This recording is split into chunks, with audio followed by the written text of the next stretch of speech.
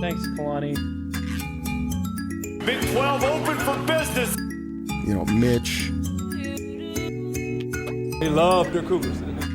Oh, yeah, baby. Welcome on in. Cougar Tracks podcast powered by KSLSports.com. I'm your BYU insider, Mitch Harper. Happy as always to have you on board to the podcast wherever and however you may be listening to the show, whether it's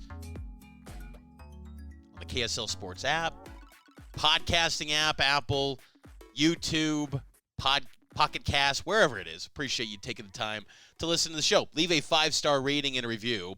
It helps out the podcast a ton. So it's back to game week. Cougars back to work this week. I know last week was viewed as a work week, but the work really ramps up this week as the Cougs take on a national stage against the Arizona Wildcats. BYU 5-0, number 14 in the AP Top 25 poll.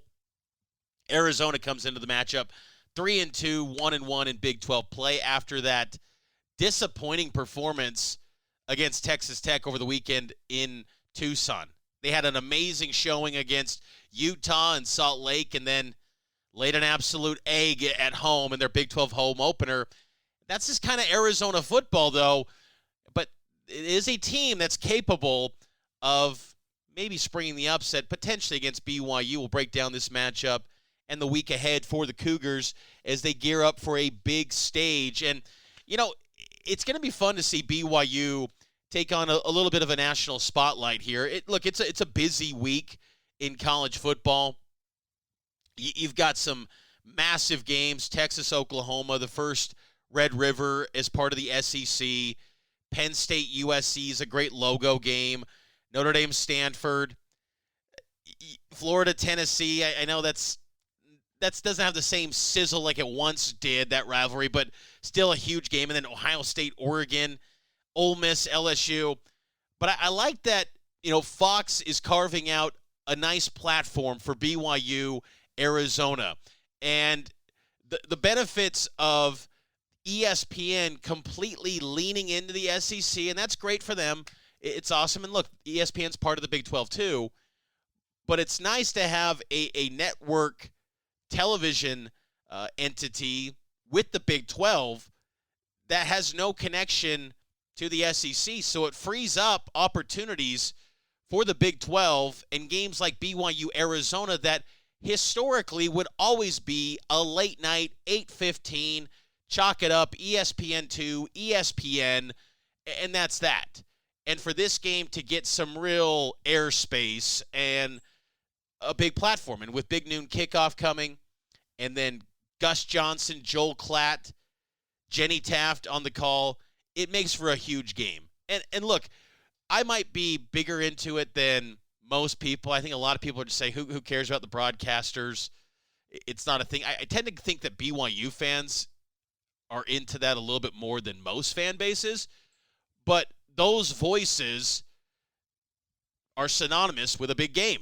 And they just add to the aura factor of these matchups. And Gus Johnson, I mean, I can't wait to possibly hear some epic call from Gus Johnson for Jake Retzlaff or Jack Kelly. It'd be great to see. And, you know, BYU hasn't been in these type of games often. Like, they've had the 1:30 ABC games, but Johnson and Klatt, they're one of the two best broadcasting teams in college football. I would say they're the best. I think they're the best broadcast duo in college football right now. I like Herb Street as an analyst, but I just think that this duo is among the best. And I don't know if people out west truly grasp that, because people in Utah and BYU fans tend to not watch Big Ten games. They probably don't watch Big Noon Kickoff as much as, say, College Game Day, but it's a fun event. Like, I watch Big Noon Kickoff. I'd watch the full 2 hours. The problem is the local Fox affiliate in Utah, they only show an hour. I'm curious to see what they do this week with BYU being the featured team. But it's a good show. It's an energetic show. They interact with the fans. I'm curious to see if they have some music performances this week, but it's a fun stage. I remember going to BYU College Game Day in 2009 against TCU, And it was kind of a cluster, to be honest. If any of you were there, the line, the organization for it was a mess. I remember being in line from about 10 p.m. the previous night, I think maybe even earlier, 9 p.m. I can't remember. And it went to about 4:30, 5 a.m., and then BYU security had everyone readjust the line, and basically I ended up in the back of the line. I'm thinking, I waited all night for this, and then you come in last minute and readjust the line. I was ticked. I was ready to just go back home and just call it a day. I stuck it out, but I ended up in the back. Anyway, it was still cool, though, to see College Game Day in person. I was there, too, in 2004 when BYU and Utah had College Game Day up in Salt Lake City. I was there for that because that was the first ever BYU game on College Game Day, was 2004 BYU Utah. Obviously, BYU didn't have much to be excited about. They were kind of down and out at the time. They were 5-5 with Gary Crowton, but a big noon kickoff's pretty cool, and it's a growing show, and I'm excited to see those individuals, those personalities come to Provo. Like Matt Leinert's played at BYU before in 2004. Brady Quinn played in Provo, same year, 2004. Mark Ingram, a former Heisman winner. Urban Meyer comes back to Provo. Rob Stone. It's a really good show. And you got Chris Bear Felica on it, Bruce Feldman. I'm excited. I think this should be a really good time to see BYU take on Arizona. And again, it's the value of being on a linear television network still. In the media rights deal, and you think back to last year with the Pac-12 and how they're like, they've got some 26th century Apple TV deal lined up.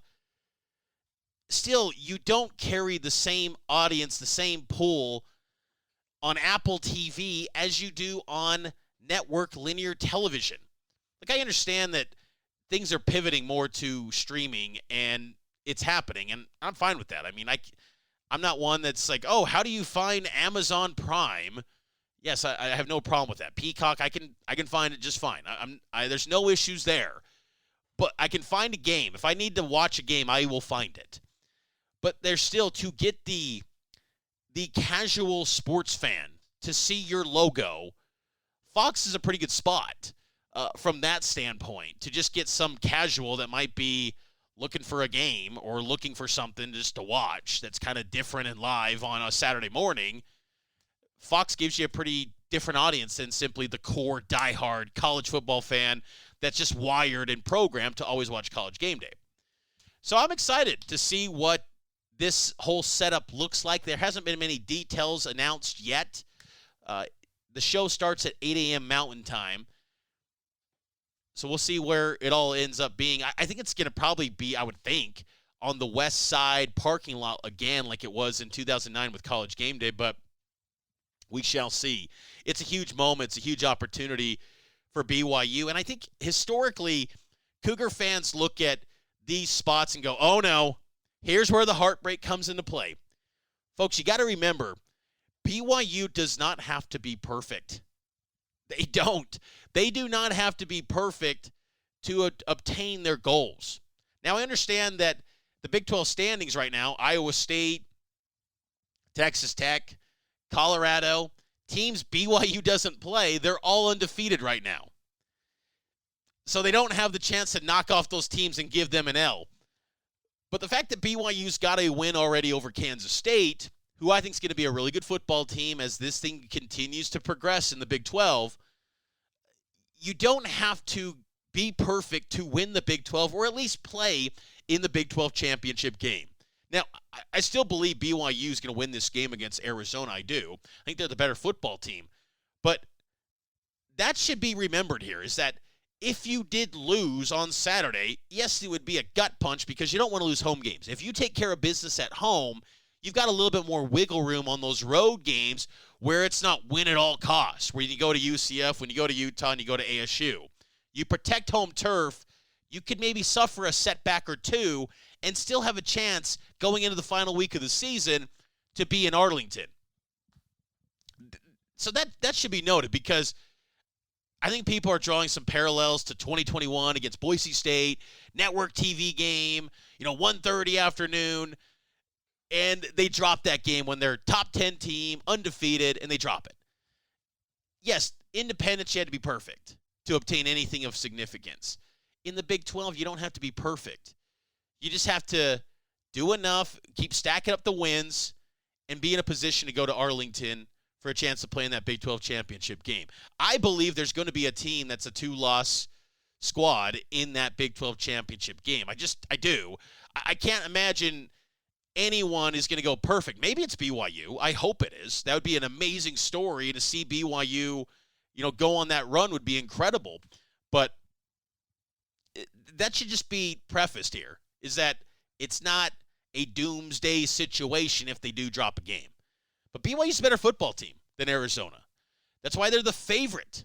People are now believing in BYU finally, coming around to this Cougar football team, and I think for good reason. I mean, the way that they've played, and then you look at the wins that they've piled up. SMU, Kansas State, Baylor, that's a pretty good resume thus far. That SMU game, I thought SMU was going to just bottom out, man. I thought they were gonna fold, but that quarterback change to Kevin Jennings, SMU's now 5-1. Their lone loss to BYU, they're nationally ranked. Kansas State continuing to fly high. They got a big one this weekend against Colorado. And Baylor, even though they're 2-4, I was watching that Iowa State game, replaying it. That's a better football team. They're getting better with Sawyer Robertson.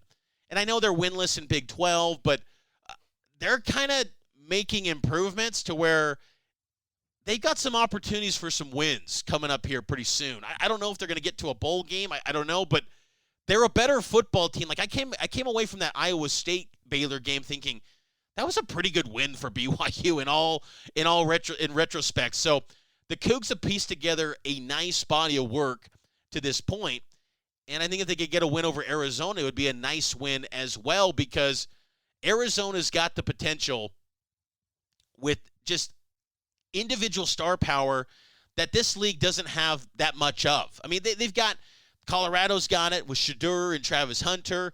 You thought Oklahoma State did, but they're a complete mess.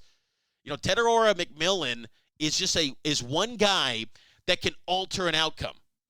And sometimes I don't know if he's always at his best. Like that fumble late against Texas Tech, you can't do that. You're an All-American receiver. What are you doing coughing up the football late in the game when you got to maintain possession?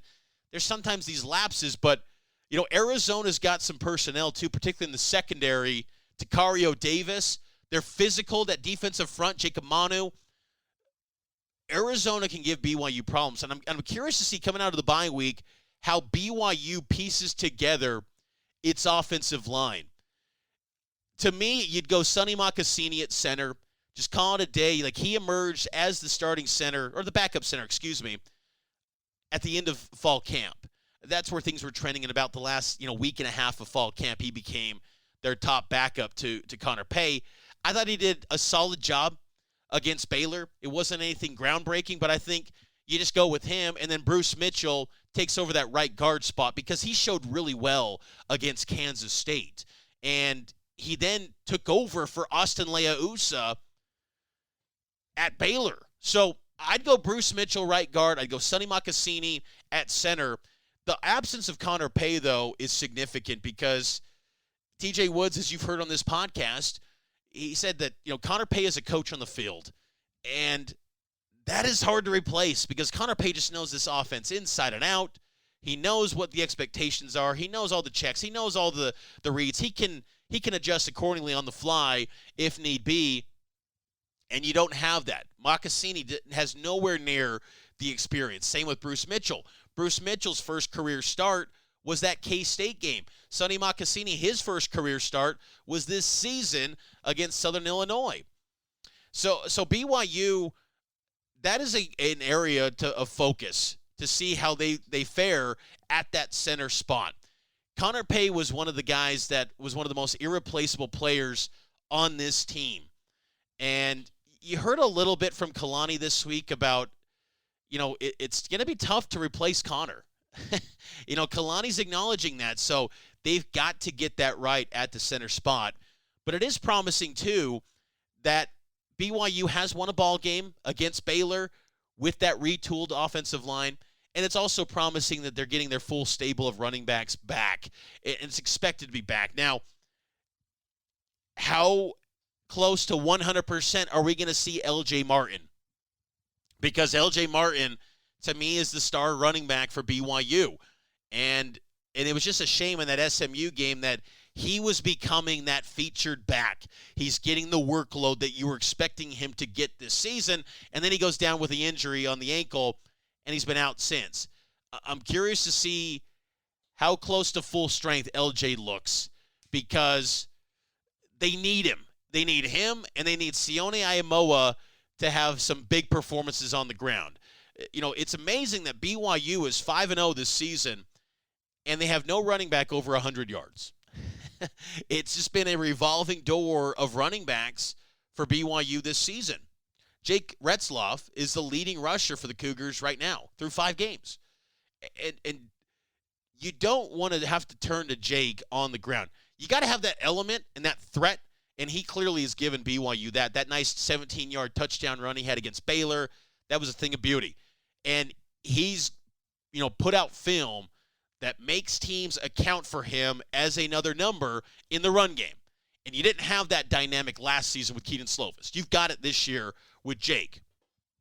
But you don't want to have to turn to him, because we're just seeing so often in college football, these quarterbacks take these hits, the wear and tear as we see in the video game. The wear and tear these guys take, you don't want to have him take unnecessary hits. Jake is your quarterback, your starter, your QB1. You got to roll with him. And you got to keep him intact, because, Gary Bohannon is capable. And look, I think that he could win some ball games for BYU.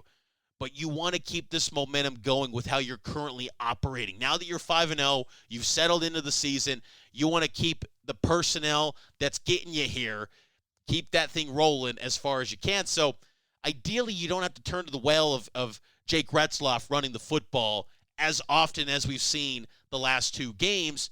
But it's still going to be a threat for BYU. I think that's just going to be how it goes this season for the Cougars. But I do want to see that running back position emerge and have a bigger threat for the Cougars going forward in the month of October.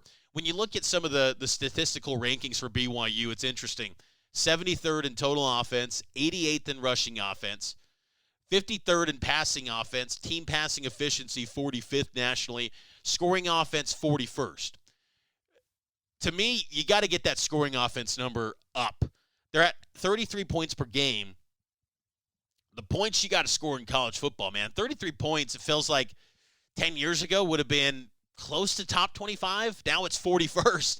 You probably got to get to that 35, 36 threshold to be, consistently feeling comfortable that you're going to win ball games. Now, the defense for BYU is really good.